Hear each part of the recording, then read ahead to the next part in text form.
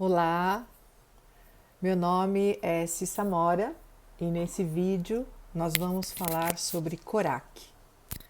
O que é Corac, aonde ele surgiu, como era a sociedade em que ele estava inserido, a fonte que trouxe para nós o Corac, que é Ruth Trudy.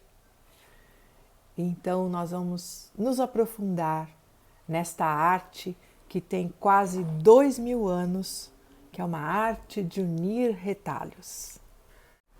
Ruth Trudy é suíça, nasceu em 1953 e em 1979 decidiu que queria ser professora de técnicas têxteis. Num curso preparatório destas técnicas, ela conheceu o Corac, uma professora chamada Monja Kern levantou um Corac,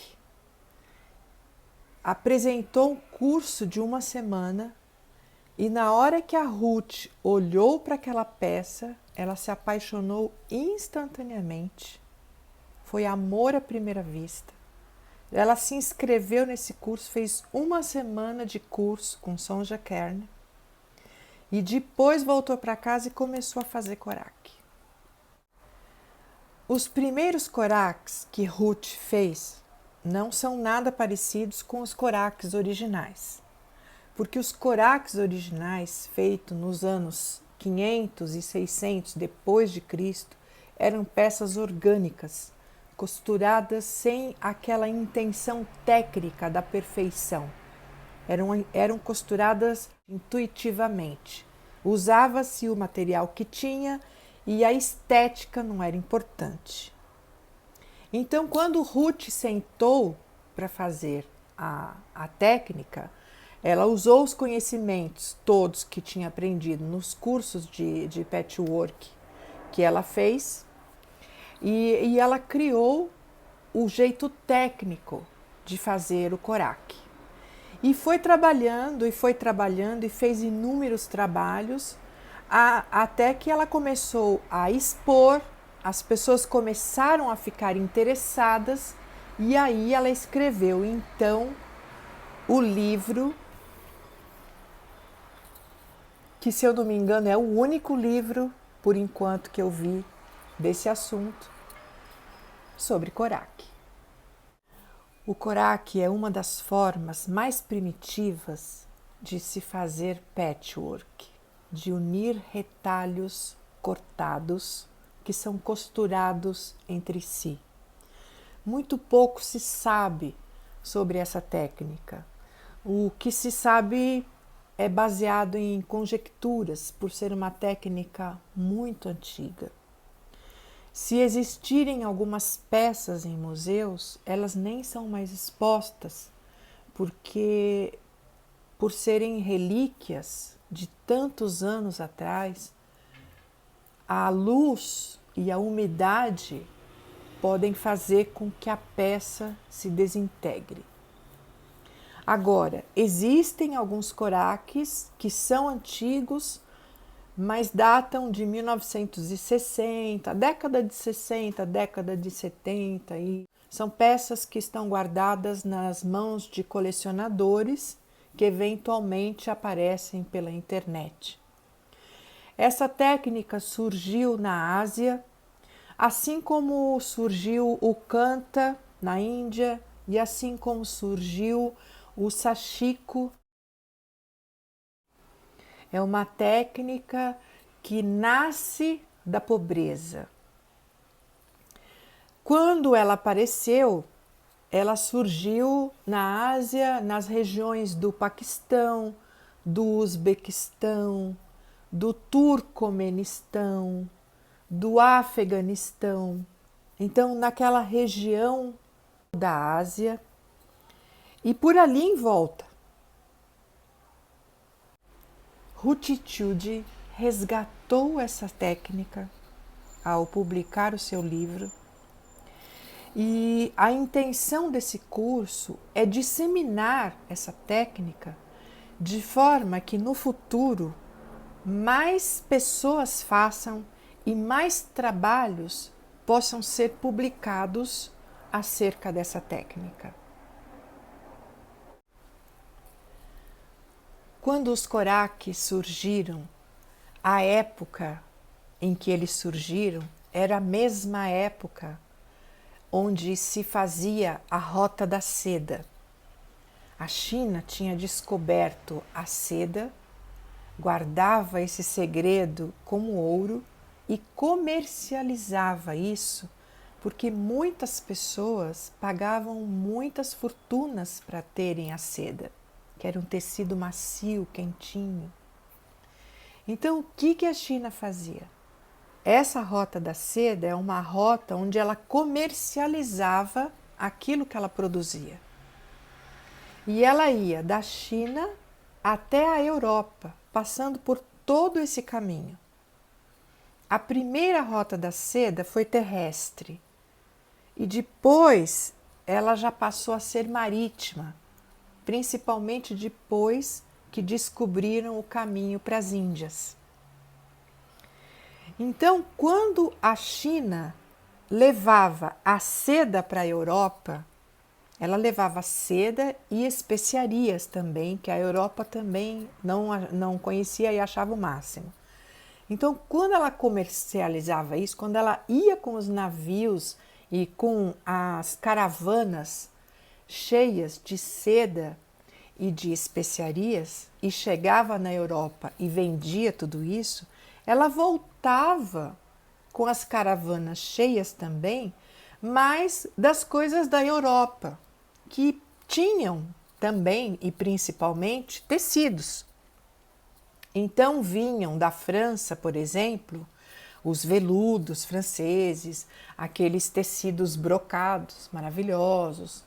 Vinha da Holanda os algodões floridinhos, estampadinhos.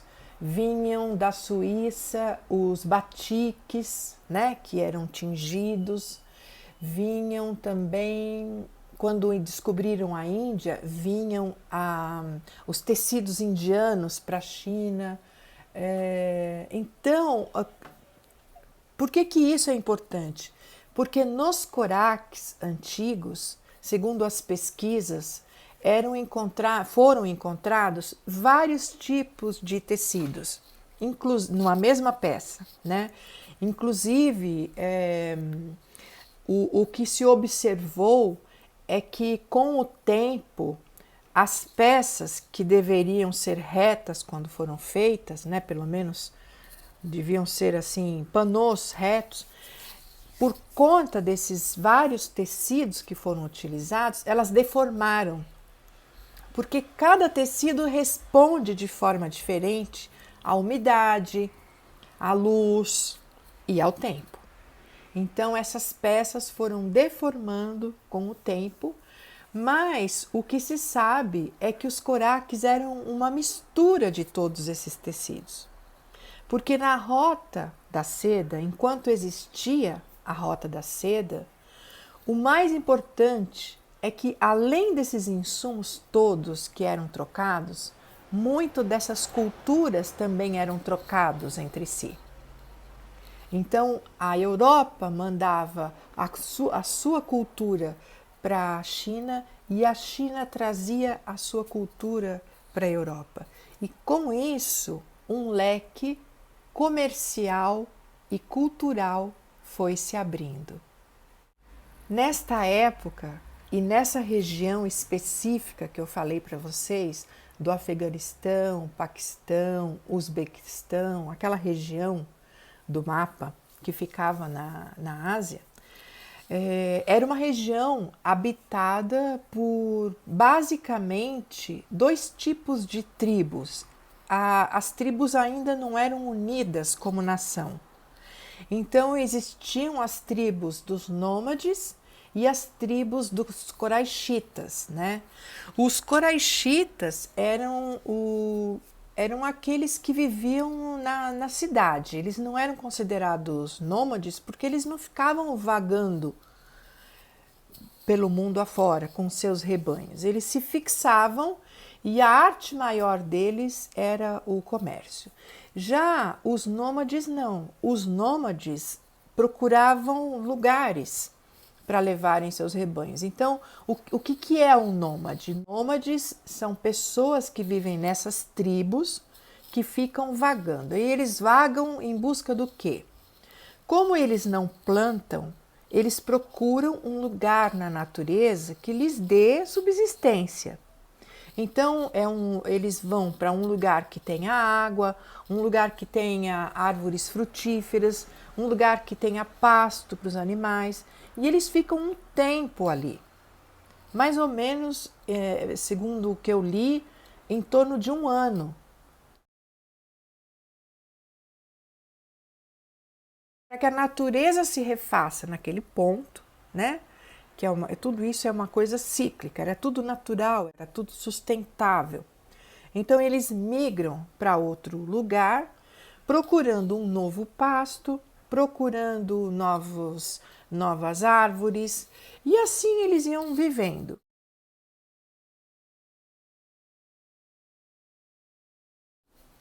E esses nômades, quando eles chegavam num lugar, eles levantavam uma cabana de barro para morar. Quando esses nômades construíam as suas casas de barro, enquanto as casas ainda estavam com o barro úmido, eles pegavam esses coraques, que provavelmente eram costurados pelas mulheres nômades, e fixavam nas paredes. Mas o intuito disso não era um intuito decorativo, não é porque eles queriam ter uma cabana bonita, decorada, não era bem isso.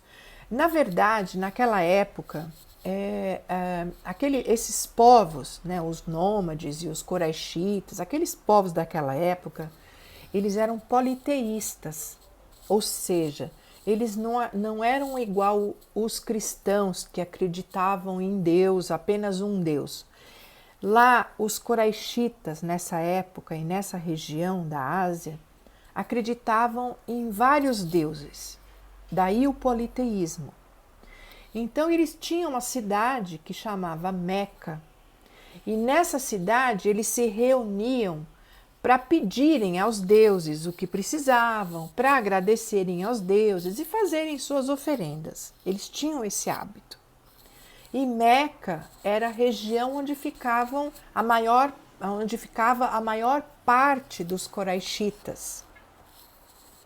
E esses nômades, eles vagavam por aí e andavam por aí. E eles tinham o hábito de colocar os coraques nas cabanas, que podia ser tanto nas paredes, enquanto o barro ainda estava úmido, como também eles eram usados como cortinas nas janelas, eles tampavam as janelas, eles ficavam como portas e às vezes eles ficavam atrás da porta. E tudo isso porque o sentido simbólico dele era um sentido talismânico, né? Então eles acreditavam muito naquilo que os deuses ofereciam, na sorte que os deuses ofereciam. No ano de 570 nasceu uma pessoa que nós conhecemos muito pelo nome. Foi uma criança que não deu muita sorte porque o pai morreu antes dele nascer e a mãe morreu quando ele tinha 6 anos. Então, essa criança foi criada pelo avô e depois essa criança passou a ser criada pelo tio, que era um beduíno que andava pelo deserto com suas caravanas vendendo os seus insumos. Essa pessoa é Maomé.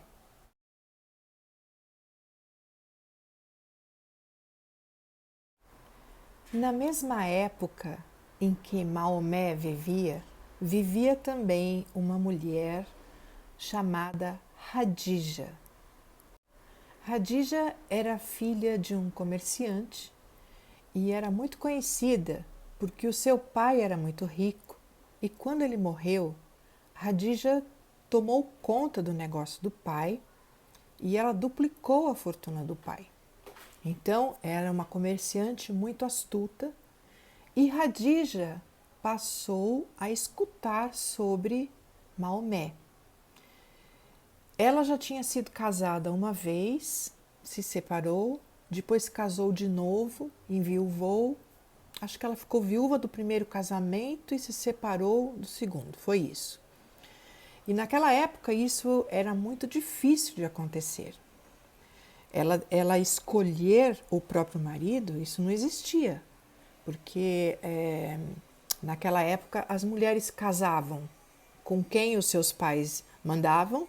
Normalmente elas casavam-se muito cedo, ainda meninas, elas eram comercializadas, né? Ela era diferente, ela era uma mulher à frente do seu tempo. Ela escolhia com quem ela casava e ela era dona do próprio destino.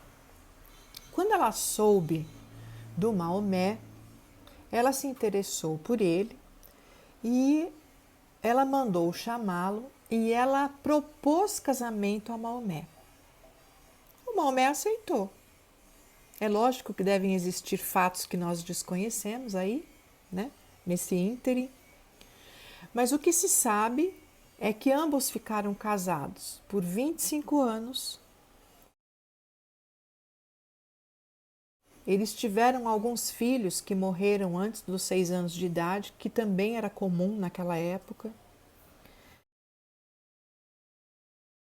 Naquela época era muito comum os árabes se casarem com mais de uma esposa, porque lógico, né, elas eram qualquer coisa, então você podia ter muitas, né, era uma sociedade totalmente patriarcal, machista, a mulher desvalorizada, então era assim que era.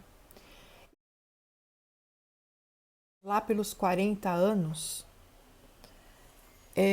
começou a ter umas visões. Ele também se sabe, né, também que ele andou encontrando com alguns monges que divulgavam, né, disseminavam o cristianismo, e parece que ele encontrou com esses monges no deserto, nas viagens dele, e aquilo o tocou, e a partir daí, e segundo o livro sagrado hoje dos muçulmanos, Maomé recebeu a visita do arcanjo Gabriel, que foi o mesmo anjo que apareceu para Maria de Nazaré. E aí o arcanjo Gabriel revelou para Maomé que ele seria o último profeta escolhido por Deus aqui na Terra e que ele deveria divulgar a religião do Islã, que, segundo consta nos livros sagrados islâmicos, essa aparição foi uma aparição para consertar o que houve de errado no cristianismo e o que houve de errado na religião hebraica, no judaísmo. E então, segundo a religião islâmica, Deus quis consertar alguns erros cometidos nas duas religiões anteriores. Por essa razão, Maomé vai contra essas duas religiões, porque ele acredita que aquela que lhe foi colocada é a religião certa que Deus quer a partir daquele momento. Maomé revela isso a Hadija, e Hadija dá o maior apoio a Maomé para que ele dissemine essa religião. Portanto, Maomé tem essas visões e as visões fazem com que, olhando para a sociedade em que ele viva, ele perceba várias incongruências, e essas incongruências acabam incomodando Maomé. Por exemplo, o papel social da mulher era uma coisa que ele desaprovava. Ah, a escravidão era uma outra coisa que ele desaprovava. Naquela época, normalmente, o, o, os homens que não conseguiam pagar os tributos, tanto eles como os filhos deles, a descendência toda deles, eram escravizados. Aqueles que atrasavam pagavam juros altíssimos e às vezes não conseguiam pagar e eram escravizados. Então, tinham outros aspectos sociais também que incomodavam demais Maomé. E então, quando ele contou para Hadija que ele teve essa visão do arcanjo Gabriel, então ela o apoia e Maomé começa a pregar a religião monoteísta em que as pessoas deveriam acreditar em apenas um Deus e que este Deus se chama Alá. E tudo isso lhe foi revelado pelo anjo Gabriel. Ele passa a pregar isso e passa a exigir uma sociedade mais igualitária, com menos diferenças, mais justa. Como ele estava em Meca, que é onde ficavam os comerciantes, os coraixitas, ele começa a incomodar essas pessoas. Porque ali em Meca era o lugar onde as pessoas se reuniam para rezar.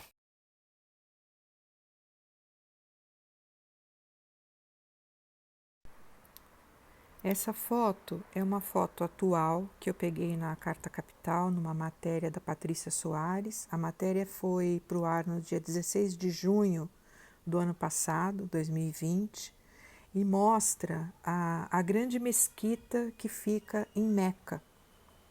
Então, o que vocês estão vendo aí no centro é um cubo de granito de 13 metros de altura, que é conhecido pelos muçulmanos como a Kaaba, a casa de Deus.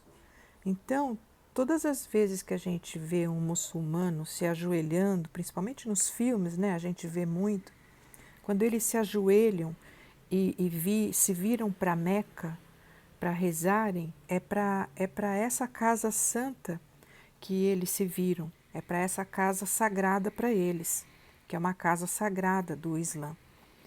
Então, num desses cantos do cubo tem a famosa Pedra Negra de Meca, que, segundo o que eles acreditam, é uma pedra que caiu do paraíso da época do Adão e Eva. E quando ela caiu, ela marcou o lugar onde seria a primeira grande mesquita, a primeira casa sagrada de Deus na Terra. Então, aí, nesse lugar que vocês estão vendo, no entorno dessa mesquita, existem pessoas, todo esse aglomerado que tem aí são pessoas. E, segundo o Alcorão, pelo menos uma vez por ano, se eles conseguirem, se eles tiverem condições financeiras para isso, eles têm que ir até aí, até esse lugar sagrado e rezarem nesse lugar mesmo, né? Então, eu fiz esse parênteses para vocês conhecerem um pouco mais dessa história e dessa pedra fundamental que para eles é sagrada e tão importante. E claro, esses mercadores, os coraixitas, viviam do comércio que existia nessa cidade. Quando Maomé entra com essa história de querer dizer que não existiam todos esses deuses, que tudo isso era uma grande bobagem e que a verdade única era que existia Alá e que era nele que as pessoas deveriam acreditar, os coraixitas começam a se incomodar a tal ponto de quererem a cabeça de Maomé. E a coisa fica tão feia que Maomé se vê obrigado a fugir para uma outra cidade. E aí ele vai para Medina, que naquela época tinha até outro nome, passou a ser Medina depois. E essa fuga de Maomé para Medina é considerado no calendário muçulmano o começo do islamismo, que é a religião fundada por Maomé, que é a mesma coisa que o Islã, que é a mesma coisa que a religião muçulmana. Então, nessa época, Maomé era um líder religioso, então ele começa a unificar a Arábia em termos religiosos. Ele unifica, mas ele não unifica apenas pela religião, pregando igual Jesus Cristo fez na paz. Ele guerreia, porque quando ele recebeu a visão do Gabriel, do arcanjo Gabriel, ele entendeu que ele precisaria expandir essa religião. Naquela época, expandir significava dominar. Então, eles dominavam os povos e impunham aquilo que eles acreditavam, igual hoje, né? Igual as colônias sempre fizeram. Então, eles tinham que convencer as pessoas a serem convertidas para o islamismo. Essa era a missão de Maomé. E assim ele fez. Então ele se tornou, além de um líder religioso, um líder militar, né? Ele guerreava. O jihad, por exemplo, é conhecido como a Guerra Santa, porque é uma guerra feita em nome de Deus, é uma guerra sagrada, porque ela é feita para convencer as pessoas de que a única verdade está vindo ou veio através de Maomé e daquilo que o arcanjo Gabriel trouxe como mensagem de Deus. Aí, depois que começa o islamismo e tal, Maomé vai para Medina e ele consegue conquistar Medina e convencer Medina ao monoteísmo, à religião islâmica. Então, Medina se converte ao islamismo e depois, mais para frente, Maomé volta para Meca, domina Meca e converte Meca também para o islamismo. Nesse meio tempo em que o Maomé viaja para Medina, Khadija morre e Maomé fica viúvo. E depois que Maomé se torna viúvo, ele se casa mais 13 vezes, porque os casamentos naquela época consolidavam alianças políticas. Então Maomé utiliza isso para dominar mais povos e para disseminar para mais pessoas a religião islâmica. Inclusive, ele se casou com duas mulheres que foram muito importantes para o islamismo. A primeira foi Khadija, que foi considerada a primeira mulher muçulmana, que foi para quem ele contou as visões do Gabriel, do anjo Gabriel. E a segunda foi Aisha, que era filha de um dos seguidores amigos de Maomé e que casou-se com ele quando ela tinha apenas 10 anos. Então, ela foi prometida, foi prometida aos 6 anos de idade, morou com os pais até seus 9, 10 anos de idade. A partir dos 10 anos foi morar com Maomé, que já tinha outras esposas. Inclusive, tem uma história que diz que todos os dias de manhã ele passava para conversar com cada uma, devia ser uma cabana para cada uma, né? Ele passava para conversar com todas, mas que a preferida dele sempre foi Aisha, porque era uma mulher que, assim como Khadija, tinha pensamentos próprios. Então, ele se confessava com Aisha e ele trocava ideia com Aisha, apesar da diferença de idade, porque quando Maomé se casou com Aisha, quando ela foi morar com Maomé, ela tinha 10 anos e ele tinha 50, então existiam 40 anos de diferença, o que naquela época era normal. E aí Maomé morre. Ele morre com 61 anos de idade. Quando ele morre, Aisha continua disseminando o islamismo. Ela nunca mais se casa e ela passa os restos da sua vida, dos 40 anos da sua vida depois disso, que ela morre também cedo. Então, quando ele morreu, ela era mocinha ainda, né?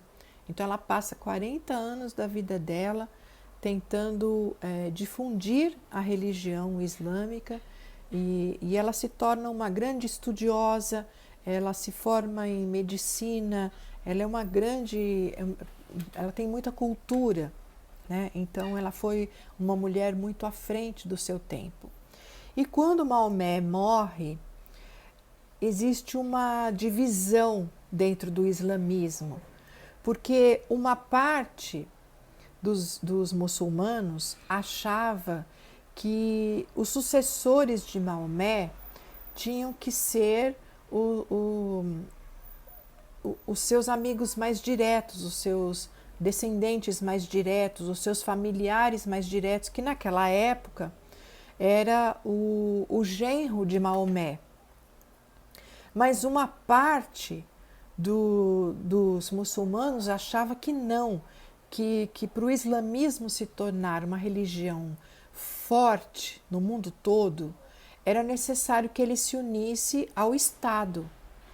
Então, houve uma quebra na religião islâmica, e aí essas pessoas se dividiram em sunitas e xiitas, que hoje, né, 80% dos sunitas mora na Arábia Saudita e 2% mora no Irã.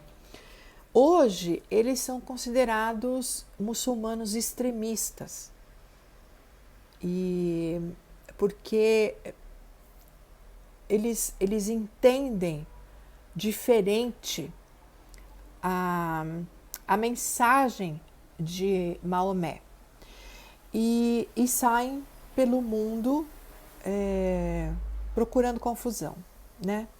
Mas segundo eles, toda essa confusão está voltada aos princípios religiosos que vieram na palavra de Gabriel, que era a palavra de Deus. Então, para tudo isso tem uma explicação. Essa é uma peça feita em coraque. Ela foi leiloada em 2016 e não se tem uma data de quando ela foi feita, mas sabe-se que ela foi feita com fragmentos de tecidos de seda e que talvez, pela origem dos tecidos, ela tenha sido feita pelo povo Kirguise, que era um povo turcomano. Ela tem umas franjas, as franjas são de tecido de algodão e ela foi vendida simbolicamente pelo alto valor talismânico dela, dados os inúmeros triângulos incluídos na peça e todas as outras características do coraque. E por que é importante nós conhecermos a sociedade onde nasceu o coraque? Porque é óbvio, dentro das características do coraque, existem coisas dessa sociedade. Então, por exemplo, uma das características maiores do coraque é que todos os coraques têm a cor vermelha. E a cor vermelha era uma homenagem a Maomé. Então, vejam a importância do conhecimento histórico. Como você vai entender o vermelho no coraque se você não sabe quem é Maomé? Aspectos históricos surgem nas peças têxteis que vagueiam pelo tempo. Os coraques contavam no vermelho das peças que aquele vermelho e todo o vermelho dessas peças era uma homenagem a Maomé, que viveu naquela época em que as peças eram feitas.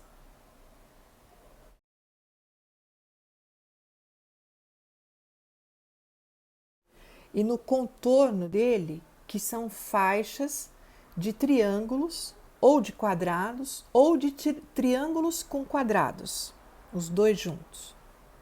Uma outra característica é que normalmente no centro, quando colocavam-se 5 quadrados e se trabalhava no entorno disso, aqueles 5 quadrados representavam uma proteção à mulher nômade daquela época. Uma outra característica do coraque é que os tecidos brancos que eram colocados nas peças simbolizavam a proteção contra o mal olhado. Os amarelos representavam proteção contra os fantasmas, as almas penadas, os espíritos malignos, as almas de outro mundo. Então, o amarelo significava proteção contra as almas desvalidas.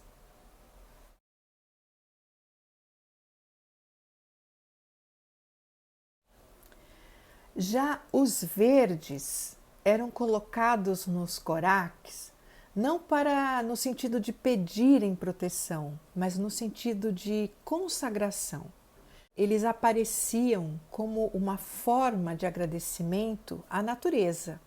O verde simbolizava a planta, a comida, as frutas que eles tinham, e simbolizava a água pura e cristalina que eles tomavam.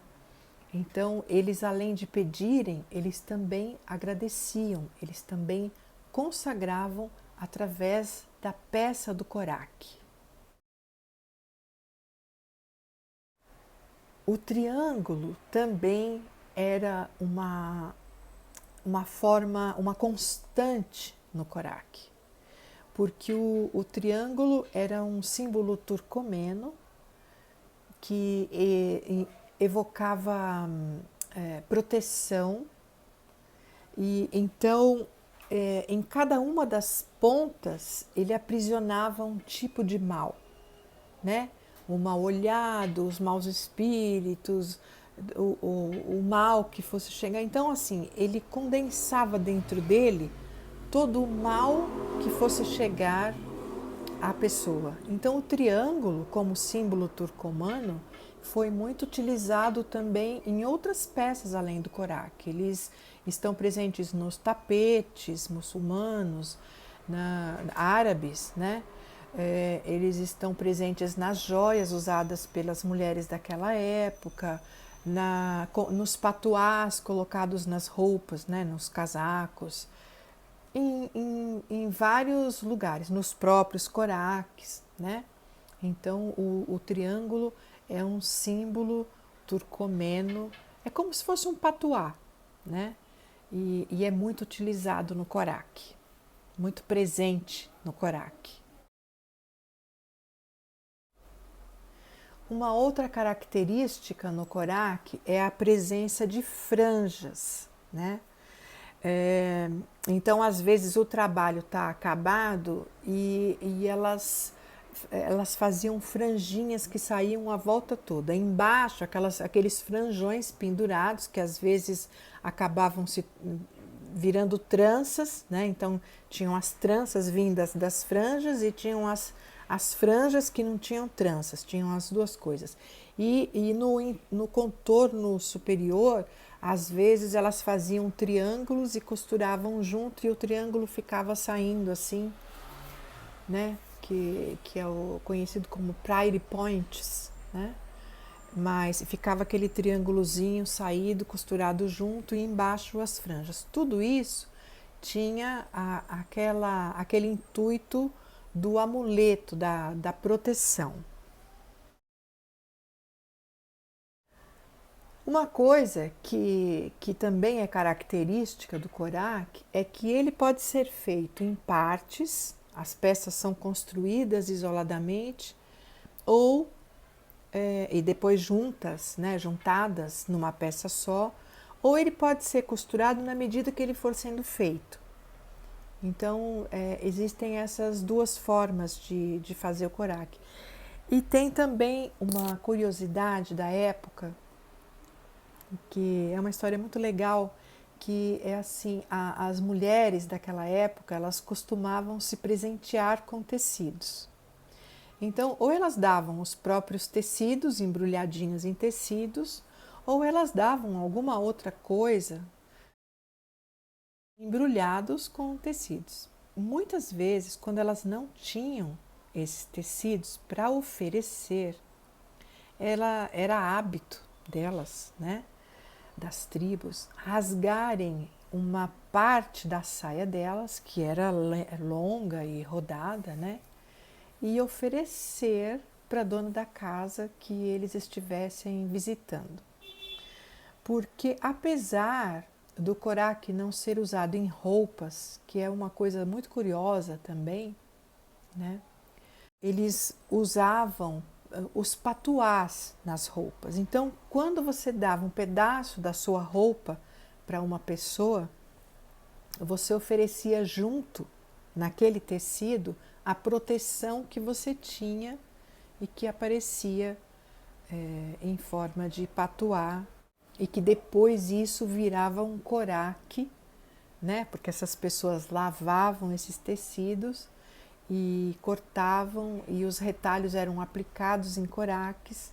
A história desse pedaço de tecido acabava indo bem mais para frente e agregando outras histórias. Então essa é uma história bem curiosa do coraque. O coraque também era utilizado em casamentos. Fazia-se uma peça, colocava-se a peça num determinado lugar e os noivos tinham que se sentar sobre o coraque. Então, quando eles faziam isso, essa cerimônia tornava o casamento feliz e protegido na vida. Um outro uso do coraque era para cobrir as janelas, mas não por conta da luz e aquela coisa toda, mas por conta do coraque proteger contra os espíritos que pudessem entrar na casa sem serem convidados. Da mesma forma nas portas, ou eles serviam de porta ou eles ficavam por trás das portas, né? E aí, às vezes, os coraques eram colocados nas lombadas, ou dos cavalos ou dos camelos, porque eles protegiam os viajantes. Olha só.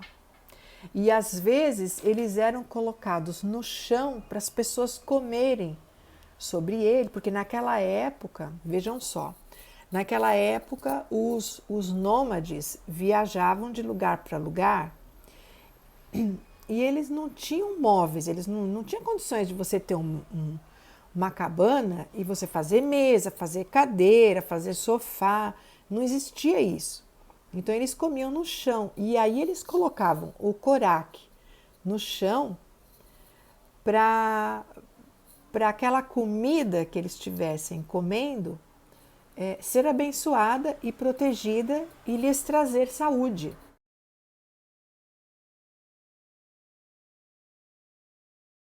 Quanta informação nos têxteis sobre a história da época em que eles eram feitos, né? Então nós, quando fazemos um têxtil, nós colocamos muito da nossa história no trabalho que nós fazemos. Falando em histórias, também tem as histórias da própria Ruth Tschudi, que foi quem resgatou essa técnica maravilhosa. A Ruth, quando ela era adolescente, ela teve uma professora que foi muito importante na vida dela. Era uma mulher também considerada pela Ruth muito à frente do seu tempo, porque era uma professora que entendia de tudo. Ela conversava ali com os alunos sobre política, sobre a história, sobre os acontecimentos da época. Então, quando a Ruth estava na escola secundária com essa professora, e eles liam jornais e eles discutiam, e eles traziam autores e discutiam autores e falavam sobre a realidade, isso fez com que a Ruth se tornasse uma pessoa muito consciente, extremamente consciente. E eu estou dizendo isso porque a Ruth, até antes da pandemia acontecer, ela tinha ido para a África já por 14 vezes. É muito comum que, ao invés de uma pessoa como a Ruth querer conhecer, por exemplo, a América do Norte, que ela quisesse conhecer a África, né? E foi o que ela fez. E depois de se apaixonar pelo Corac e essa vontade de querer conhecer o povo africano e a sua vida, ela mergulhou nisso e ela, inclusive, levou o Corac para uma parte da África onde ele não era conhecido. Há 10 anos, a Ruth casou com um africano. O marido dela mora em Camarões, que por sinal está passando por uma guerra, está muito difícil lá nesse momento. É um momento muito delicado, né? Eles têm muitas guerras civis. E, enfim, ela passa 3 meses com o marido na África. E aí, depois ele passa 3 meses com ela na Suíça e assim eles vão mantendo esse casamento que já dura 10 anos. Agora eles estão separados por conta do Covid, porque quando tudo isso aconteceu, estava cada um no seu canto e assim eles permanecem até hoje, vivendo essa saudade. Mas a história que eu vou trazer da Ruth é até engraçadinha, porque numa dessas viagens, não, foi assim, a primeira vez que ela foi para a África, ela já sabia que ia passar muito calor, porque o que a gente conhece da África é que é um país muito quente. E assim foi, né? Ela foi preparada para isso, levou roupas leves e tudo mais. Uma segunda vez que ela foi para uma outra região da África. E ela conta no livro dela que essa região é uma região tão quente, mas ao mesmo tempo tão úmida, tem 98% de umidade no ar, que você goteja suor o tempo inteiro. Mas à noite você dorme super bem, porque à noite a temperatura gira em torno dos 6 graus mais ou menos. Mas teve uma vez que ela foi para a África e era em novembro. E aí ela passou frio na África. E isso é uma coisa difícil de acreditar. Quando ela chegou lá e foi se acomodar, teve um africano que ajudou muito a Ruth, então ele pegava as madeiras que tinha no entorno da casa, porque tinha muita cobra e a Ruth tinha medo, então ele estava acostumado e ele pegava as madeiras para a Ruth colocar na lareira à noite para não passar frio. A primeira noite ela passou frio porque as madeiras estavam molhadas, então elas não acenderam. E aí, quando ela saiu para conhecer a cidade no dia seguinte, ela tinha um motorista que ela conhecia também, e o motorista, e ela viu na beira da estrada umas pessoas vendendo umas toras para colocar na lareira, amarradinhas. E ela quis parar e o motorista falou: "Não, como que você vai parar e comprar uma coisa que você pode pegar de graça? Imagina!" E além do mais, a gente está indo e vai encher o carro, a gente pega na volta. E ela ficou chateada, assim, porque ela queria comprar a madeira. E na volta, como estava já quase escurecendo, ela começou a procurar e não achava alguém que tivesse vendendo as benditas madeirinhas para ela não passar frio à noite. E ele continuava insistindo que ela podia usar as madeiras que tivesse no entorno da casa dela. E ele falava tanto que ela nem conseguia dizer para ele que aquelas madeiras estavam molhadas. E fez que ela achou uma pessoa vendendo, que por sinal devia ser a última, e ela fez o cara parar, e ele parou todo emburrado, mas parou. E ela comprou a bendita da madeira, das benditas das madeirinhas. Aí chegou em casa, colocou a madeirinha na lareira, né? A noite ficou agradável e tudo mais. E aí, quando ela já estava um pouco mais calma, né? Porque ela ficou. Teve uma coisa também que eu esqueci de falar. Ela ficou assim, louca da vida, porque o motorista, quando não quis parar, ele falou para ela, né? Você vai pagar por uma coisa que você pode pegar de graça? E aí, quando ela foi comprar, ela comprou madeira que dava para mais de 3 dias, né? E ela pagou míseros centavos. Ela falou: putz, grilo, podia ter comprado antes, né?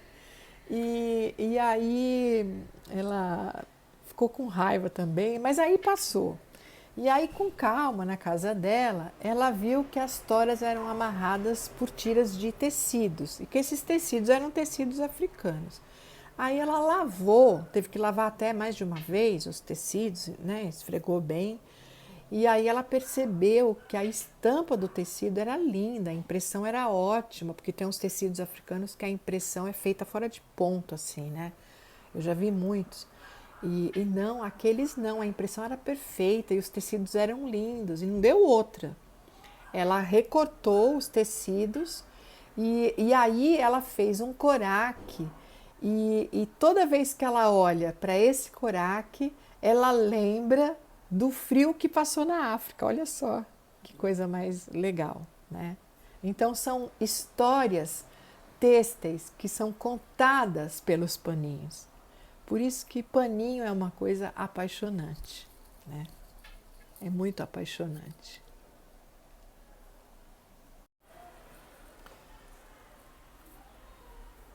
Quando a Ruth aprendeu essa técnica e depois se sentou para fazer, depois de uma semana, ela meio que formalizou que as peças de coraque podem ser feitas basicamente com 4 tipos de moldes: um retângulo pequeno e um grande, e um quadrado pequeno e um grande.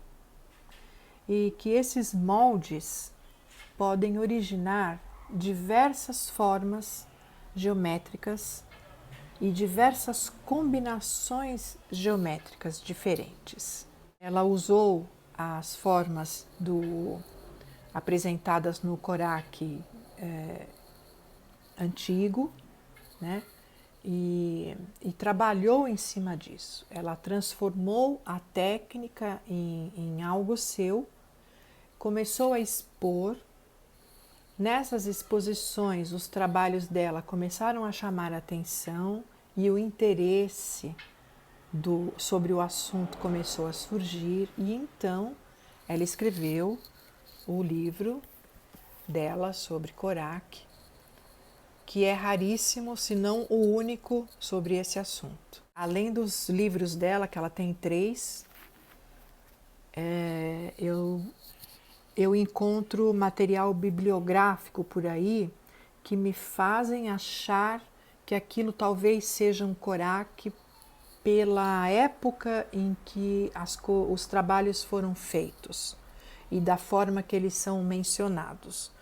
Mas não existe uma bibliografia profunda a respeito disso. Tudo que se sabe sobre Coraques é baseado em conjecturas, né? Não se pode afirmar nada com muita certeza. Os pesquisadores dos museus presumem que tal coisa possa ter acontecido, como por exemplo, como se sabe que antigamente, nos anos 500, como que se sabe hoje que eles apalpavam os coraques contra as paredes de barro ainda úmidas? Porque foram achadas peças com pedaços de barro colados na parte de trás. Então, presumem-se, né, os pesquisadores presumem que aconteceu isso por causa disso. Então, é tudo uma grande conjectura. Quando a Ruth olhou os coraques, ela parece que ela viu duas peças originais e aí ela sentou para fazer o que ela entendeu daquilo. Então esse livro que ela tem é sobre o que ela entendeu disso. As peças que ela viu não eram costuradas com a técnica que ela tinha acabado de aprender num curso que ela tinha feito para se tornar professora de patchwork. Então ela reuniu todo esse conhecimento, sentou e fez o coraque dela, que é esse que ela apresenta no livro. Então veja, existem duas formas de fazer o coraque. A primeira é aquela forma orgânica que você costura, sem se preocupar em combinar as cores, em combinar os tecidos e sem se preocupar com o tamanho do ponto, com a linha utilizada e com o resultado que isso dá. A outra forma, ou seja, né, uma forma totalmente independente, intuitiva de costura. E existe essa forma técnica, que é uma outra forma de fazer o coraque, um outro jeito de se fazer, que é baseado nas técnicas que hoje nós conhecemos como as técnicas do patchwork. Então, o que a Ruth fez? Nesse livro, ela traz os 4 formatos mais utilizados e que, combinados entre si, podem dar inúmeras combinações, né? E varia nas cores e nas formas e na disposição, de forma que a riqueza do trabalho fique muito grande. Só que nos coraques antigos, por exemplo, você tinha muito triângulo, você tinha muito quadrado, você tinha muito retângulo. A Ruth, ela trouxe o trapézio, né? Ou seja, ela combinou da mesma cor no tecido, ela colocou um retângulo, depois ela colocou um triângulo da mesma cor, de forma que costurou um no outro, de forma que quando você visualize, você enxergue ali um trapézio. Agora, nada impede que você também faça um molde do trapézio, ao invés de querer costurar um retângulo num triângulo, para que esse formato origine um trapézio. O que você pode fazer é criar os próprios moldes. Essa técnica libertadora, né, é uma técnica que te proporciona inventar o padrão que você vai utilizar como molde.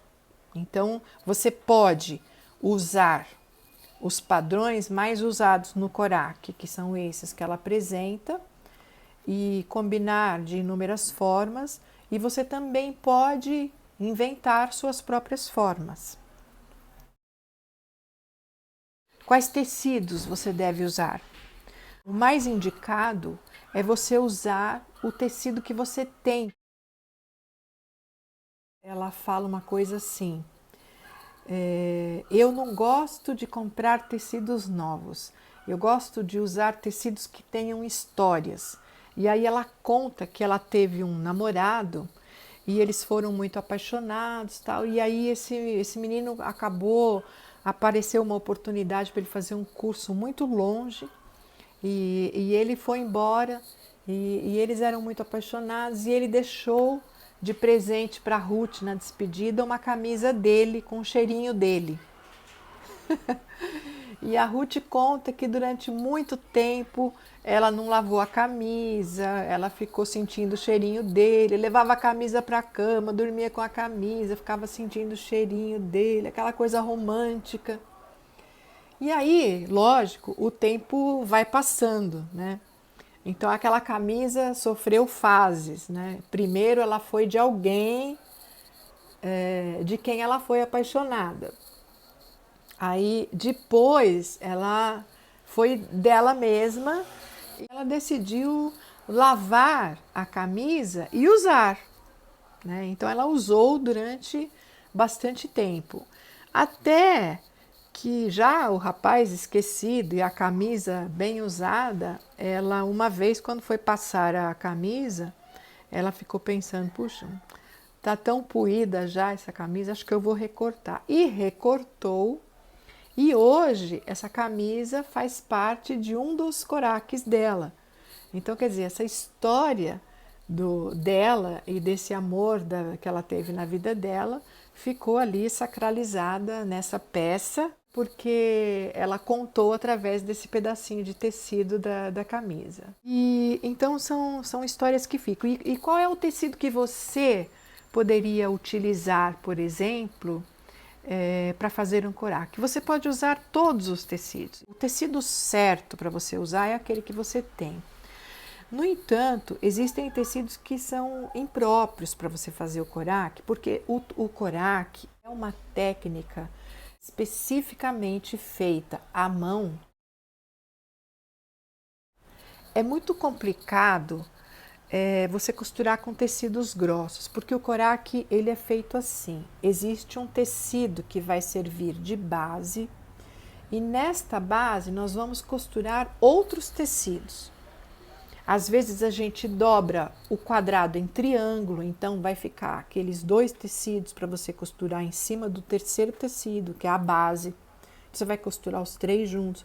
E se você começar a trabalhar, vamos supor que você faça uma base de jeans e use um veludo dobrado. Vai ficar meio complicado de você costurar isso daí. Uma sarja com brim, com tecidos mais duros, com tecidos engomados. Eu não sei, vai ficar uma coisa meio. Um tecido cheio de lantejola, que não dá para a agulha passar. Então, esses são alguns tipos de tecidos que você talvez deva evitar. Eu não digo não fazer a experiência, né? Porque a experiência em si, experienciar algo nunca dantes experienciado, é uma coisa muito legal. Mas é mais difícil costurar dessa forma. Então, para quê? Né? O legal é quando flui, é igual o bordado, tem que fluir. E o coraque não é menos diferente. Então, para você fazer um coraque e ser prazeroso, quanto mais fino o tecido, melhor. Então, os mais indicados são os tecidos de algodão, a seda, o linho também é indicado, enfim, os tecidos sintéticos. Enfim, os tecidos finos, né? Que a agulha passe fácil, a linha passe fácil. E, então, eles são mais prazerosos na hora de fazer. Uma outra observação que eu gostaria de fazer sobre os tecidos é com relação à sua estampa. No coraque, como vocês podem perceber, existe o sentido geométrico dado às figuras montadas. A geometria no coraque é uma das características principais desse trabalho. Você está vendo aqui um exemplo, esse exemplo foi feito pela Janete Fontinelli, e nesse exemplo existe uma construção muito equilibrada das estampas, porque você tem uma estampa que é maior, e essa estampa se mistura com outras e você consegue ver que além da estampa ainda tem o formato geométrico e ainda tem o estudo da cor. O que pode acontecer se você escolher tecidos de forma diferente, é que às vezes, juntando todos os tecidos, você não consiga ver a geometria do trabalho. Então, esse é um cuidado que quem faz o coraque precisa observar na hora da escolha dos tecidos. É lógico que o coraque que tiver mais ousadia vai ser extremamente bonito, mas é importante que ao escolher o tecido, a gente escolha um tipo de tecido que não esconda uma das características do coraque, que é a geometria da forma.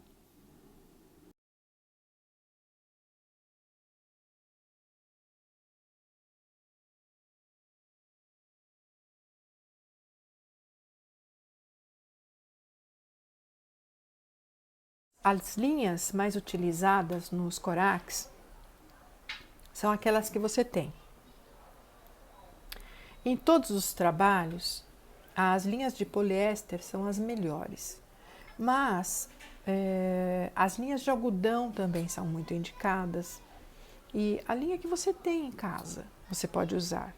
O coraque é uma costura que você pode fazer de forma orgânica ou uma costura que você pode alfinetar para que as formas geométricas casem extremamente pontinha com pontinha, que dê tudo certo, né? Então, para quem já fez o patchwork tradicional e quer aprender uma coisa nova ou quer se soltar e esquecer tudo que aprendeu para passar por uma experiência nova, fazer de forma orgânica, sem riscar, sem se preocupar se está reto, se não está, se está bonito, se não está, se vai combinar, se não vai combinar, é uma experiência única. Eu já fiz e é uma experiência única.